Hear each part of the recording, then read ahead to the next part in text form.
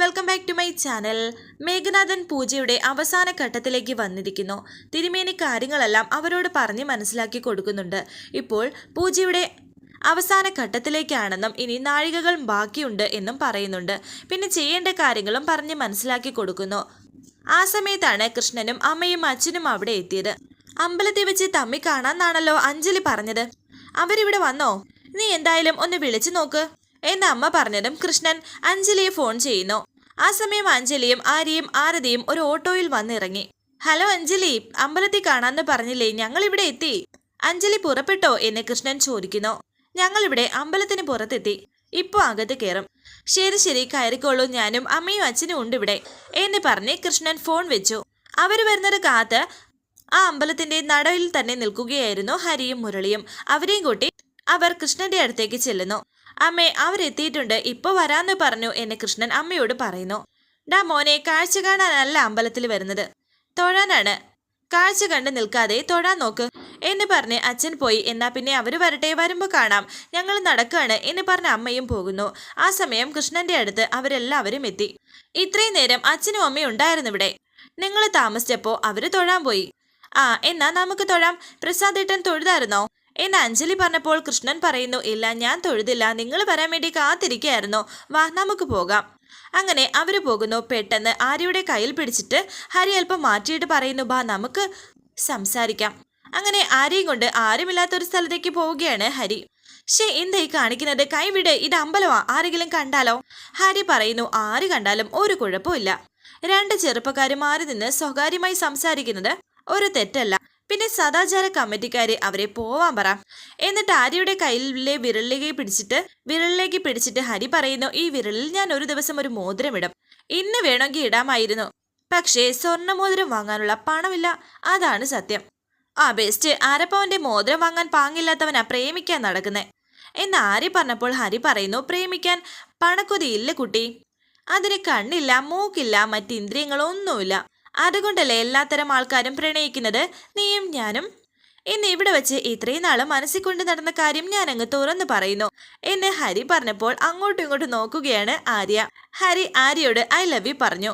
അത് കേട്ട് ആര്യ പറയുന്നു, ആഹാ ആണോ, അത് ശരി, കൊള്ളാലോ. അതെന്താ ഞാൻ നിന്നോട് ഐ ലവ് യു എന്ന് പറഞ്ഞിട്ട് തിരിച്ചൊന്നും പറയാത്തെ? ആര്യ പറയുന്നു, സോറി, അതിനുള്ള സമയമായിട്ടില്ല. തന്റെ പ്രണയം തനി തങ്കുവാണെന്ന് എനിക്ക് ബോധ്യപ്പെട്ടിട്ടില്ല എന്നർത്ഥം. അങ്ങനെ ബോധ്യപ്പെടുന്ന ഒരു ദിവസം ഞാൻ തന്നോട് ഐ ലവ് യു എന്ന് പറയും. എങ്കിൽ ആ ദിവസം മാത്രമാണ് എന്റെ ഏക ലക്ഷ്യം. അതിനുവേണ്ടി ഞാൻ എന്ത് ത്യാഗവും ചെയ്യും. ഇത് സത്യം സത്യം സത്യം. പിന്നെ അതിനു മുമ്പ് ചെറിയൊരു ഉമ്മ കിട്ടിയിരുന്നെങ്കിൽ എന്ന് നാണത്തോടെ പറയുകയാണ് ഹരി. ഇത്തരം ത്യാഗമാണ് ചെയ്യുന്നെങ്കിൽ സംഗതി മാറും, ഇപ്പോഴേ പറഞ്ഞേക്കാൻ ഞാൻ. മാറങ്ങോട്ട് എന്ന് പറഞ്ഞ് ഹരിയും തള്ളി മാറ്റി ആര്യ അവിടെ നിന്ന് പോയി. ഇപ്പോ അമ്മയും അച്ഛനും അവരെ അന്വേഷിച്ച് നടക്കുന്നു. ആ കുട്ടിയെ കാണാനായിട്ടല്ലേ നമ്മൾ അമ്പലത്തിൽ എത്തിയത് തന്നെ. അച്ഛൻ പറയുന്നു, കാണാലോ, ഇതിനകത്ത് തന്നെ എല്ലാവരും ഉണ്ട്, തപ്പി കണ്ടുപിടിച്ചാൽ മതി. നീ ഒന്ന് കറങ്ങി നോക്ക്, ആളെ കിട്ടും. അല്ല, നിങ്ങൾ വരുന്നില്ലേ, അഞ്ജലിയെ കണ്ടെത്താൻ നമുക്ക് എന്ന അമ്മ പറഞ്ഞതും അച്ഛൻ പറയുന്നു, നീ പോയി കാണ്, എന്നിട്ട് ഇങ്ങോട്ട് കൂട്ടിക്കൊണ്ടുപോകാൻ ഞാൻ ഇവിടെ ഇരിക്കാം. എങ്കിൽ പിന്നെ നിങ്ങൾ ഇവിടെ ഇരിക്കും, ഞാൻ പോയി അഞ്ജലിയെ നേരിട്ട് കണ്ടെത്തിയിട്ട് വരാം എന്ന് പറഞ്ഞിട്ട് അമ്മ പോകുന്നു. ആ സമയം അഞ്ജലിയും ആരതിയും കൂടി തൊഴുതു നിൽക്കുന്നു. ആരെയും കാണുന്നില്ലല്ലോ, അവളിതെവിടെ പോയി എന്ന് അഞ്ജലി പറയുന്നു. എന്താണെന്ന് ചോദിച്ച് കൃഷ്ണൻ അവിടേക്ക് വന്നതും ആര്യെ കണ്ടായിരുന്നോ എന്ന് കൃഷ്ണനോട് അഞ്ജലി ചോദിക്കുന്നു. ഇല്ല, ഇവിടെ എവിടെയെങ്കിലും ഉണ്ടായിരിക്കും, നമുക്ക് നോക്കാം എന്ന് പറഞ്ഞ് 3 പേരും കൂടി ആര്യയെ നോക്കുന്നു. കാർത്തിക വിളക്ക് കൊളുത്തുന്നത് പുണ്യമാണ്, നമുക്കും കൊളുത്തിയാലോ എന്ന് അഞ്ജലി പറഞ്ഞപ്പോൾ കൃഷ്ണൻ പറയുന്നു, ആയിക്കോട്ടെ, കുറച്ച് കൂടുതൽ പുണ്യം കിട്ടിയാൽ നല്ലതല്ലേ. ആ സമയം കൃഷ്ണന്റെ അച്ഛന്റെ ഒരു സുഹൃത്ത് അവിടേക്ക് ഫോണിൽ സംസാരിച്ചു കൊണ്ട് പോകുന്നു. അദ്ദേഹത്തിനോട് സംസാരിക്കുകയും ചെയ്യുന്നു. മക്കളൊക്കെ 4 വഴിക്ക് പൂജ ചെയ്യാനായിട്ടൊക്കെ പോയി, ഞാൻ ഇവിടെ ഇരുന്നു, ഇനി എല്ലാവരും വരട്ടെ എന്ന് കൃഷ്ണന്റെ അച്ഛൻ പറഞ്ഞതും അദ്ദേഹത്തിന്റെ കൂട്ടുകാരൻ പറയുന്നു, അങ്ങനെയാണെങ്കിൽ മൈതാനത്ത് ഒരു മനുഷ്യൻ പൂജ ചെയ്യുന്നു, ആ മനുഷ്യനെ ഒന്ന് കാണുന്നത് തന്നെ ഭാഗ്യമായിരിക്കും. ഒന്ന് ചെന്ന് നോക്കിയാട്ടെ, ഇവിടെ വെറുതെ ഇരിക്കുന്നതിലും നല്ലതല്ലേ. അദ്ദേഹത്തിനൊരു ഫോൺ കോൾ വന്നിട്ട് അദ്ദേഹം അവിടെ നിന്ന് പോകുന്നു. അവിടെ മേഘനാഥനാണെന്നുള്ള കാര്യം ഇദ്ദേഹത്തിന് അറിയത്തുമില്ല. അദ്ദേഹത്തെ ആ മേഘനാഥനെ കാണാനായി പോവുകയാണ് കൃഷ്ണന്റെ അച്ഛൻ. മേഘനാഥന്റെ പൂജ ഇതുവരെ തീർന്നിട്ടില്ല. അവിടെ എത്തിയിരിക്കുന്നു കൃഷ്ണന്റെ അച്ഛൻ. അങ്ങനെ അദ്ദേഹം അവിടേക്ക് വന്നപ്പോൾ ഭാസിയും മറ്റേയാളും കൃഷ്ണന്റെ അച്ഛനെ തടയുന്നു. അദ്ദേഹത്തെ ഒന്ന് കണ്ടാൽ മാത്രം മതി, അദ്ദേഹത്തെ കണ്ട് ഒന്ന് തൊഴുതിട്ട് പോയിക്കോളാം എന്ന് കൃഷ്ണന്റെ അച്ഛൻ പറഞ്ഞതും ഭാസി പറയുന്നു, ഇല്ല ഇല്ല, അവസാന ഘട്ടത്തിലേക്ക് കടക്കുകയാണ് പൂജ, ഇതിനപ്പുറം ആരെയും കടത്തി വിടണ്ടെന്നാ പറഞ്ഞത്, ദയവ് ചെയ്ത് നിങ്ങൾ തിരിച്ചു പോകണം. അങ്ങനെ അദ്ദേഹത്തെ പറഞ്ഞയക്കുകയാണ് ഭാസി. കാർത്തിക ദീപം അഞ്ജലിയും കൃഷ്ണനും ആരതിയും കൂടി വിളക്ക് തെളിയിക്കുന്നു. വളരെ സന്തോഷത്തോടെ പരസ്പരം നോക്കി അവർ വിളക്ക് തെളിയിക്കുന്നുണ്ട്. ഇങ്ങനെ വിളക്കും തെളിച്ചവും അമ്പലത്തിൻ്റെതായ ഒരു പ്രത്യേക മണവും ഇതെല്ലാം കൂടിയാകുമ്പോൾ നമ്മുടെ ദുഃഖങ്ങളും പ്രയാസങ്ങളും ഇല്ലാതെ ആകുന്നത് പോലെ ഒരു തോന്നൽ. എന്താ ശരിയല്ലേ എന്ന് അഞ്ജലി പറഞ്ഞപ്പോൾ കൃഷ്ണൻ പറയുന്നു, അതെ, അങ്ങനെ തോന്നുമ്പോഴാണ് നമ്മുടെ പൂജയും പ്രാർത്ഥനയും ദൈവം സ്വീകരിച്ചെന്ന് തോന്നുന്നത്.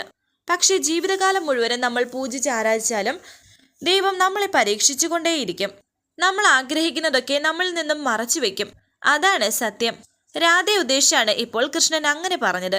ഇവർ തമ്മിൽ എന്തൊരു ചേർച്ചയാണ്, എല്ലാ കാര്യത്തിലും യോജിച്ചു പോകുന്നവർ എന്ന് ആരതി അവരെ രണ്ടുപേരെയും നോക്കി വിചാരിക്കുന്നു. അവർ തമ്മിൽ ചേർന്ന് ഒരു ജീവിതമുണ്ടായിരുന്നെങ്കിൽ ചേച്ചി ഒരു വലിയ ഭാഗ്യവതിയായേനെ എന്നും ആരതി മനസ്സിൽ വിചാരിക്കുന്നു. കൃഷ്ണൻ അപ്പോൾ ഒരു കോൾ വരികയും അപ്പുറത്തോട്ട് മാറിപ്പോവുകയും ചെയ്യുന്നു. ആരതി, നീ എന്താ സ്വപ്നം കാണുവാണോ എന്ന് അഞ്ജലി ചോദിക്കുന്നു. ഇല്ല ചേച്ചി, ഞാൻ വെറുതെ ചേച്ചി കാണുമായിരുന്നു എന്ന് ആരതി പറഞ്ഞതും, ഓഹോ, കണ്ടിട്ടില്ലാത്ത മുതലല്ലേ, നീ ആ വിളക്ക് തെളിയിക്ക്, വെറുതെ സമയം കളയാതെ. ഒടുവിൽ ഇതെല്ലാം കൂടി വെള്ളത്തിൽ ഒഴുകാനുള്ളതാ എന്ന് അഞ്ജലിയും പറയുന്നുണ്ട്. അവിടേക്കൊരു സ്ത്രീ വന്നിട്ട് പറയുന്നു, അവിടെ ഒരു മഹാരുദ്രയജ്ഞം നടക്കുന്നതായിട്ട് അറിഞ്ഞായിരുന്നോ? അങ്ങനെ ആ കാര്യം അഞ്ജലിയോടും ആരതിയോടും പറഞ്ഞിരിക്കുകയാണ് ആ സ്ത്രീ. ഈ സമയം തിരുമേനി മേഘനാഥനോട് പറയുന്നു, ഇനി ഒരു അരനാഴിക മാത്രം, ഇതുവരെ പരീക്ഷണങ്ങളൊന്നും ഉണ്ടായിട്ടില്ല എന്ന് കരുതി എല്ലാ പരീക്ഷണങ്ങളും ഒഴിഞ്ഞു പോയെന്ന് കരുതരുത്. നമ്മൾ ആ മണ്ഡപത്തിൽ ചെന്ന് തൊഴുതാൽ തൊഴുന്നവർക്ക് യജ്ഞഭോഗം ലഭിക്കുമെന്നാ പറയുന്നത്. താല്പര്യമുള്ളവർ അങ്ങോട്ട് ചെന്ന് പ്രദക്ഷിണം ചെയ്യണമെന്ന് പറയുന്നത് കേട്ടു തിരുമേനി എന്നും ആ സ്ത്രീ അഞ്ജലിയോടും ആരതിയോടും പറഞ്ഞിട്ട് അവിടുന്ന് പോകുന്നു. തിരുമേനി ഇതേ സമയം മേഘനാഥനോട് പറയുന്നു, പരീക്ഷണങ്ങൾ അവസാന നായികയിലോ അഥവാ വിനായികയിലോ സംഭവിക്കാം. അതുകൊണ്ട് പൂജ അവസാനിക്കുന്നത് വരെ കളത്തിൽ നിന്ന് ഇളകാതെ ജാഗ്രതയോടെ വേണം ചടങ്ങുകൾ നിറവേറ്റാൻ. കൃഷ്ണൻ ഫോൺ വിളിച്ചുകൊണ്ടിരിക്കുന്ന സമയം നമുക്കൊന്ന് പോയി നോക്കിയാലോ എന്ന് പറഞ്ഞ് അഞ്ജലി ആരതിയും കൂട്ടി പോകുന്നു. കൃഷ്ണൻ തിരിഞ്ഞു നോക്കിയപ്പോൾ അഞ്ജലിയും ആരതിയും അവിടെ കാണുന്നില്ല. അങ്ങനെ അഞ്ജലിയും ആരതിയും ഈ മേഘനാഥൻ പൂജ ചെയ്യുന്നതിന്റെ സൈഡിലായി എത്തി. മേഘനാഥന്റെ മുഖമൊന്ന് കാണാനുള്ള തിടുക്കത്തിലാണ് അവർ. പതിയെ ആരതിയോട് പറയുകയാണ്, അഞ്ജലി, രാവിലെ ഞാൻ വന്നപ്പോഴേ കണ്ടതാണ്. രാവിലെ മുതലുള്ള യജ്ഞമാണെന്ന് തോന്നുന്നു. ആരായി പൂജ നടത്തുന്നത് എന്ന് ആരതി ചോദിച്ചപ്പോൾ അഞ്ജലി പറയുന്നു, ആരാണെന്നറിയില്ല, ആള് അച്ചുവിന്റെ നല്ല ഫ്രണ്ടാണ്. ഇവിടെ വന്നിട്ടാ അവൻ രാവിലെ കേക്ക് കട്ട് ചെയ്തത്. ഓ, അതാണ് രാവിലെ അമ്പലത്തിൽ കേക്ക് കട്ട് ചെയ്ത ഏതോ മഹാനാണെന്നൊക്കെ പറഞ്ഞ് വീട്ടിൽ വന്ന് വീമ്പിളക്കിയതല്ലേ എന്ന് പറഞ്ഞ് രണ്ടുപേരും ചിരിച്ചുകൊണ്ട് നിൽക്കുന്നു.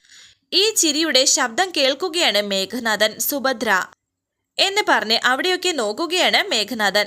അഞ്ജലിയുടെ മുഖം കണ്ടിട്ട് സുഭദ്ര എന്ന് പറഞ്ഞ് അഞ്ജലിയെ നോക്കി നിൽക്കുകയാണ് മേഘനാഥൻ. എന്റെ മകനെ എന്നിൽ നിന്നും അകറ്റാൻ ദുർമൂർത്തിയായവൾ, ഇവളാണ് എന്റെ സ്വപ്നത്തിൽ വരുന്നവൾ, അവളെ ഇന്ന് ഞാൻ എന്ന് പറഞ്ഞ് വളരെ ദേഷ്യത്തോടെ മേഘനാഥൻ അവിടെ നിന്നും എണീക്കാൻ ശ്രമിക്കുന്നു. അവിടേക്ക് നോക്കിയിട്ടും ഭവാനി ആരെയും കാണുന്നില്ല. ഒക്കെ ഒരു തോന്നലാണ്, പലകയിൽ നിന്നും എണീക്കരുതെന്ന് തിരുമേനി പറയുന്നു. ഈ നേരം അത്രയും ക്ഷമയോടെ ഇരുന്നിട്ട് പഠിക്കൽ കൊണ്ടുപോയി കലമുടയ്ക്കല്ലേ മോനെ, ഇതൊക്കെ നിന്നെ കൊണ്ട് തോന്നിപ്പിക്കുന്നതാണ്, അടങ്ങിയിരിക്കാൻ എന്ന് ഭവാനി മേഘനാഥനോട് പറയുന്നു. ഇതേ സമയം അഞ്ജലിയും ആരതിയും കൂടി ആര്യയെ അന്വേഷിക്കുന്നു. ആര്യ അവിടേക്ക് എത്തി ചേച്ചി എന്ന് വിളിച്ചോണ്ട്, നീ ഇത് എവിടെ പോയി കിടക്കുമായിരുന്നു, നിന്നെ തിരക്കുമായിരുന്നു ഞങ്ങൾ, വാ അവിടെ ദീപം ഒഴുക്കാൻ സമയമായി. അങ്ങനെ 3 പേരും അവിടേക്ക് പോകുന്നു. മേഘനാഥന്റെ പൂജ കഴിയാറെയായിരിക്കുന്നു. ഇതേ സമയം അഞ്ജലിയും ആരതിയും ആര്യയും കൂടി ദീപം ഒഴുക്കാൻ തുടങ്ങുന്നു. ഒടുവിൽ പൂജ പൂർത്തിയായി, ഇനി പലകയിൽ നിന്നും എണീക്കാം എന്ന് അദ്ദേഹം പറയുന്നു. പിന്നെ കുറച്ച് കാര്യങ്ങളും കൂടി പറഞ്ഞു കൊടുക്കുന്നുണ്ട്. ഇനി ശിവസങ്കല്പത്തിൽ പൂജിച്ചു വെച്ച കലശം നദിയിൽ ഒഴുക്കി കുളിച്ചു വന്ന് ശുദ്ധിയായാൽ പൂജ കഴിഞ്ഞു എന്ന് പറഞ്ഞ് ആ കലശം മേഘനാഥനെ ഏൽപ്പിച്ചിരിക്കുകയാണ് തിരുമേനി. അതേ നദിയിലാണ് ദീപം ഒഴുക്കാനായി അഞ്ജലിയും ആരതിയും ആര്യയും കൂടി ചെല്ലുന്നത്. കുറെ സ്ത്രീകൾ പിന്നാലെ നടക്കുന്നു. ചെല്ല്, കലശം പുഴയിലൊഴുക്കി മുങ്ങി കുളിച്ചു വരൂ. അങ്ങനെ ആ കലശവുമായി മേഘനാഥൻ പോകുന്നു. അഞ്ജലിയൊക്കെ ആ ദീപം പുഴയിലൊഴുക്കി, മേഘനാഥനും കലശം പുഴയിലൊഴുക്കി. എന്നിട്ട് മുങ്ങി കുളിക്കാൻ തുടങ്ങിയപ്പോൾ അപ്പുറത്തെ ഭാഗത്തിരുന്ന് ദീപം ഒഴുക്കി വിടുകയായിരുന്നു അഞ്ജലിയും സഹോദരിമാരും. സുഭദ്ര, അതാ ആ വെള്ളത്തിൽ, അതാ സുഭദ്ര അവൾ എന്നൊക്കെ മേഘനാഥൻ അഞ്ജലിയെ ചൂണ്ടിക്കാട്ടി പറയുന്നു. എന്നാൽ അവരാരും ഈ അഞ്ജലിയെ കാണുന്നതുമില്ല. മേഘനാഥ, അവിടെ എങ്ങും ആരുമില്ല മോനെ, സുഭദ്രയില്ല, അവളുടെ പ്രേതവുമില്ല, നീ വെറുതെ വിളിച്ചു കൂവരുതേ എന്ന് അമ്മ പറയുന്നുണ്ട്. ഇല്ല, ഞാൻ അവിടെ കണ്ടു സുഭദ്രെ, അത് സുഭദ്ര തന്നെയാമേ എന്ന് മേഘനാഥൻ പറയുന്നു. അത് സുഭദ്രാമ്മയല്ല സാർ, സാറിന് വെറുതെ തോന്നുന്നതാണ്, സാറ് വരണം, പൂജ പൂർത്തിയാകാൻ മുങ്ങിക്കുളിച്ച് കയറണമെന്നാ പൂജാരി പറഞ്ഞത് എന്ന് ഭാസി പറയുന്നുണ്ട്. അവളെ ആ സുഭദ്രയെ കൊല്ലണോ എനിക്ക് എന്നെ മേഘനാഥൻ പറയുന്നു. അങ്ങനെ മേഘനാഥൻ പുഴയിൽ മുങ്ങാതെ അവിടെ നിന്നും ഓടിപ്പോകുന്നു. അവിടെയൊക്കെ അഞ്ജലി അന്വേഷിക്കുകയാണ് മേഘനാഥൻ സുഭദ്രയാണെന്ന് പറഞ്ഞ്. എല്ലാവരെയും തള്ളി മാറ്റി ക്ഷേത്രത്തിന് മുറ്റത്തേക്ക് ഓടിപ്പോവുകയാണ് മേഘനാഥൻ. പിറകെ എല്ലാവരും ഓടിപ്പോകുന്നു. കൃഷ്ണന്റെ അച്ഛൻ അതുവഴി വരുന്നു. ചേടാ, ഈ ആൾക്കാരൊക്കെ എവിടെ പോയി? ദീപം ഒഴുക്കുന്നിടത്തായിരിക്കും. ഏതായാലും അവിടം വരെ പോയി നോക്കാം. അഞ്ജലിയും അതുവഴി വരുന്നു. ഈ കുട്ടികളെ ഒന്നും കാണുന്നില്ല. ഒരു മിനിറ്റ് കൂടെ കാണും, അടുത്ത നിമിഷം എവിടെയെങ്കിലും പോകും. ഇതിനേക്ക് ഞാൻ എവിടെ പോയി കണ്ടുപിടിക്കും? ആ സമയം കൃഷ്ണന്റെ അച്ഛനും അഞ്ജലിയും പരസ്പരം കാണുന്നു. കൃഷ്ണന്റെ അച്ഛനെ കണ്ട അഞ്ജലി വളരെ സന്തോഷത്തോടെ നിൽക്കുന്നു. എന്നാൽ അത് സുഭദ്രയാണെന്ന് വിശ്വസിക്കുകയാണ് കൃഷ്ണന്റെ അച്ഛൻ. ചെറുപേടിയാലെ പിന്നോട്ടേക്ക് മാറുന്നു സുഭദ്ര എന്ന് പറഞ്ഞ്. വരാനിരിക്കുന്ന പുതുപുത്തൻ എപ്പിസോഡുമായി വീണ്ടും കാണാം. Thank you for watching. Please subscribe, like, share my channel.